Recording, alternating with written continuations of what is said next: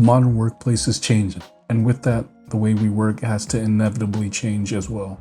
Gone are the days of working from home on just a table and laptop to a very complex and intricate workspace. Rethinking the portable laptop to full home office means also rethinking how you light that workspace so you can work efficiently and without any strain. In this episode of Demboyz Tech, I'm going to go over how I light my work from home office.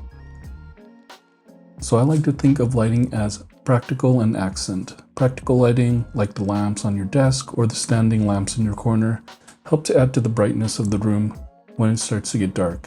Accent lighting, such as my Hue play bars and Govee strip lights, helps to add to the overall design and aesthetic of the room while also adding to the overall brightness. Both have their part to play. When you combine these two types of lights, you can have an elegant yet functional room to work in. Let's start with my accent lighting. I have two Hue play bars on the back of my monitor to relieve eye stress from the blue light that the monitor gives off. I usually have it set to an orange glow when I'm working, and this is meant to mimic the blue light filters we all have on our smartphones.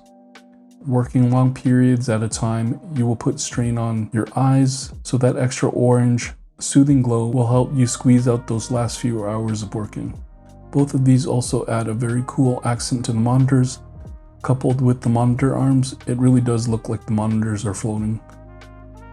Next, I have the Govee light strips just on the back of the desk.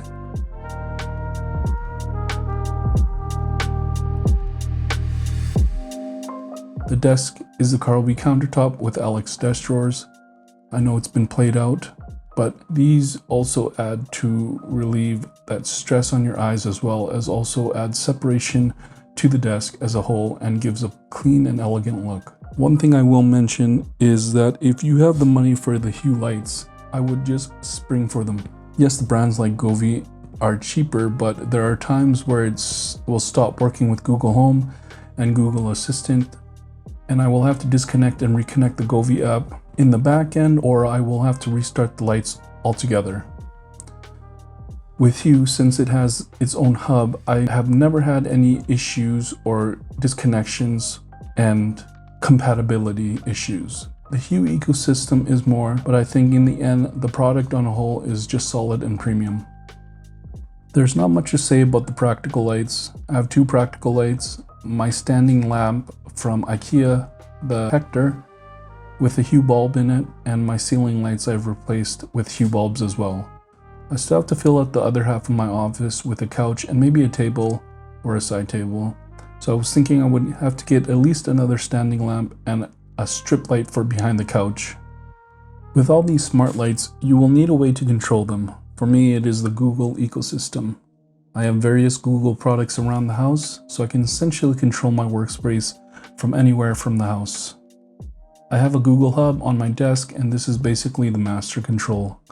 From here, I can control lights, view cameras, and even answer the door from the comfort of my workspace with minimal distraction.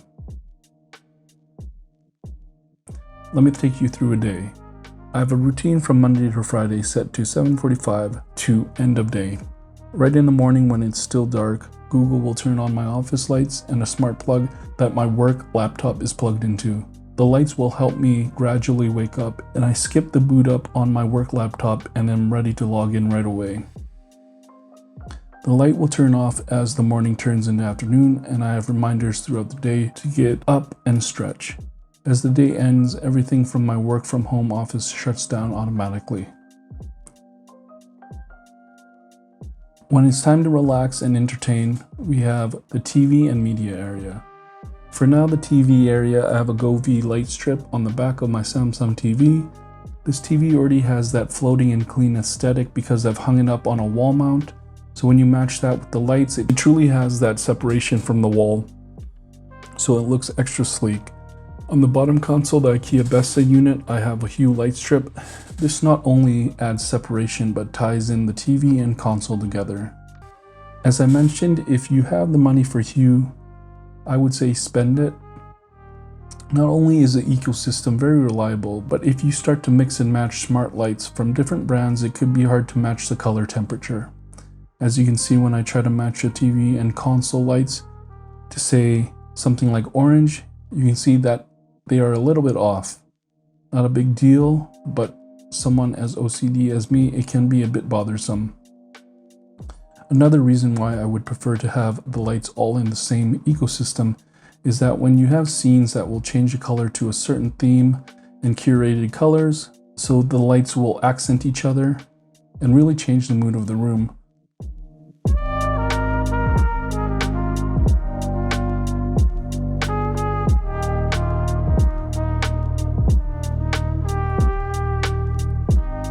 For instance, I really like this Tokyo theme color, but it only changes the hue lights, and if I wanted to change the TV and Carlby lights, I would have to go into their native app, which is the Govee app, and change it there.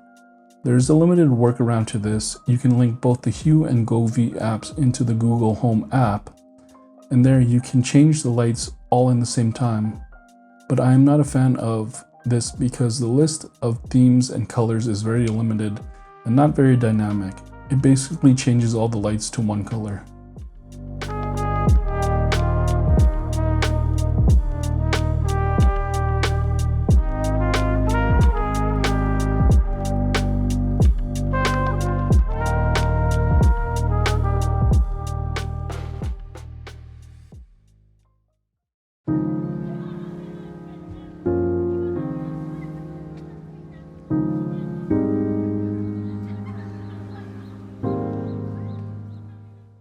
The feature workspace is changing fast, and a home workspace seems to be the new norm.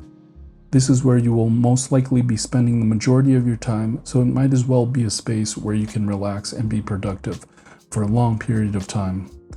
Every workspace will be different and thus call for different light setups, but with these tips, hopefully you can find a setup that works for you. If you guys like this video, make sure to like, subscribe, and share it, and hit that bell notification for updates.